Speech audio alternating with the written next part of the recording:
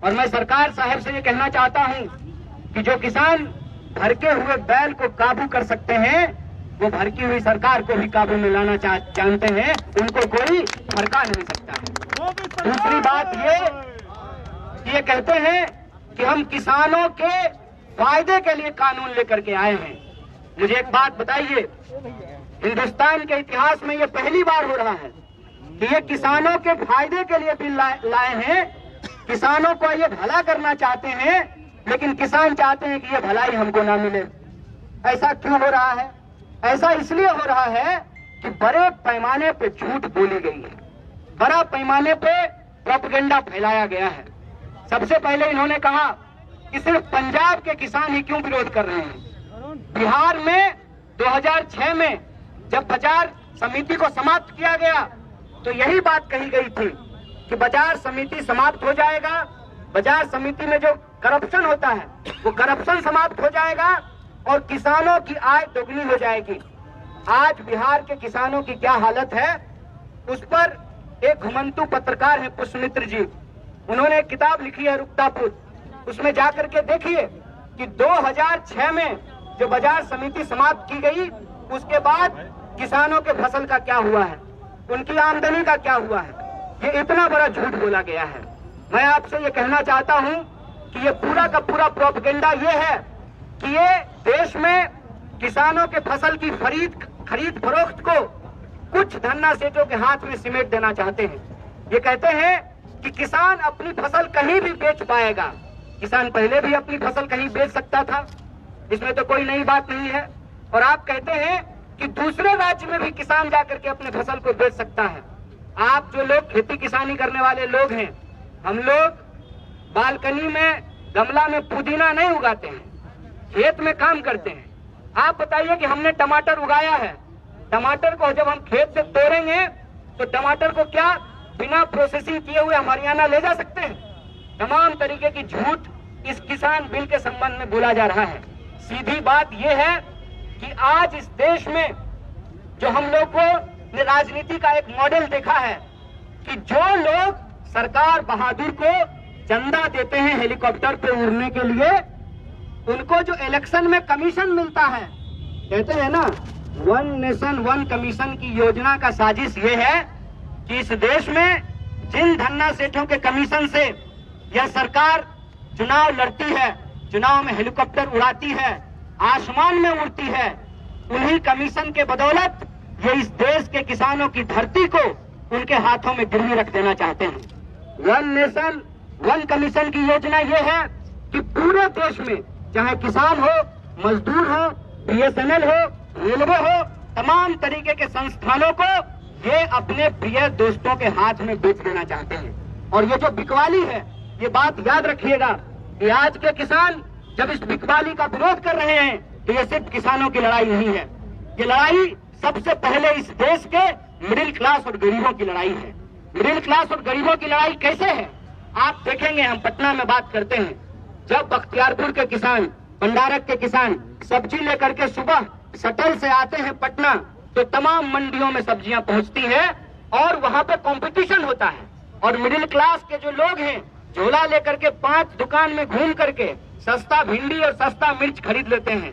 लेकिन जब किसानों की खरीद फरोख्त का अधिकार एक कंपनी के हाथ में होगा, तो जैसे इस देश में आपको याद होगा कि बीएसएनएल जब रेट तय करती थी, बीएसएनएल के पास जब लाइसेंस था तो प्राइवेट कंपनियां कंपटीशन में फ्री जियो धनाधन करा रही थी।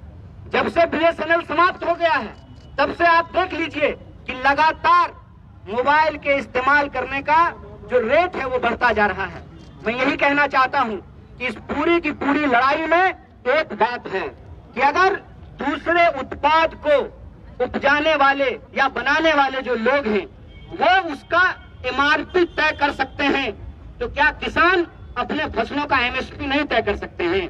और किसान क्या मांग रहे हैं? किसान कह रहे हैं कि आपने कानून बनाया है तो सबसे पहले जो आप ये दावा करते हैं कि एमएसपी समाप्त नहीं होगा, तो आप यह बात कहिए, आप यह बताइए कि अगर कहीं भी एमएसपी से कम पे खरीद होती है तो ये एक आपराधिक काम होगा, उसके ऊपर क्रिमिनल केस किया जाएगा।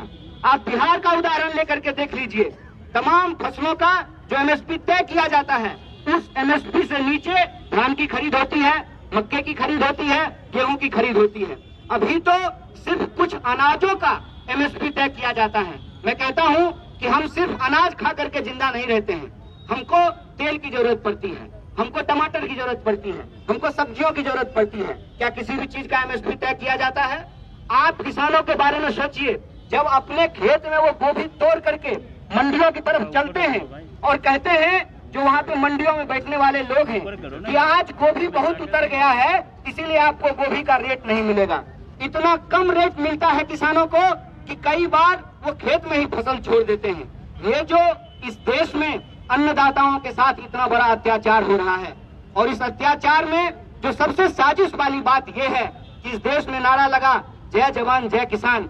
आज किसानों को जो खेत में अपने देश में अपने लोगों को अनाज पहुंचाने के लिए, खिलाने के लिए शहादत दे रहे हैं, जिनके बच्चे बॉर्डर पे शहादत दे रहे हैं, आज कि जवानों के पिताजी के ऊपर उन्हीं जवानों के द्वारा लाठियां भिजवाई। हमारा आप तमाम लोगों से आग्रह है, और एक बार यहाँ जो मौजूद हैं तमाम किसान संगठन के लोग, उनके तमाम नेताओं को और आप तमाम साथियों को बधाई देते हुए उनका स्वागत करते हुए कहना चाहते हैं कि इस लड़ाई को हमको जय जवान जय किसान और जय संविधान के तौर पे लड़ना पड़ेगा, और इस देश की सरकार को बताना पड़ेगा कि इस देश में जो कमाने वाले लोग हैं उनके कमाने के अधिकार को, उनके काम को, उनके फसल के दाम को और लोगों के पढ़ने लिखने काम करने के अधिकार को आप छीन नहीं सकते हैं। ये हमारा लोकतांत्रिक अधिकार है, और इस लोकतंत्र को बचाने की लड़ाई में किसानों, मजदूरों, आम लोगों को बचाने की इस लड़ाई में हम लोग कंधे से कंधे मिला करके खड़ा हैं। हम किसान नहीं हैं, लेकिन हम किसान परिवार से आते हैं,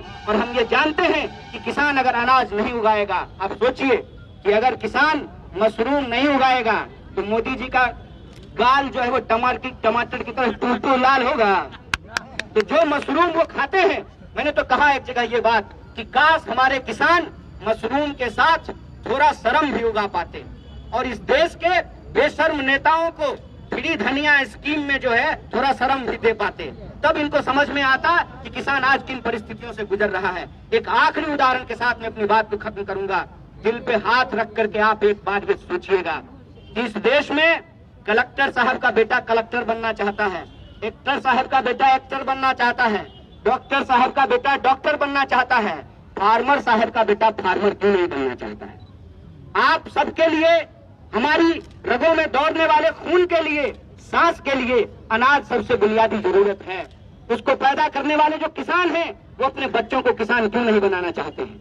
क्यों हमारे पिताजी ने कहा कि जाओ दिल्ली तैयारी करो, कलेक्टर बन जाओ? क्यों उन्होंने नहीं कहा कि गांव में रहो, खेती करो, फार्मर बनो?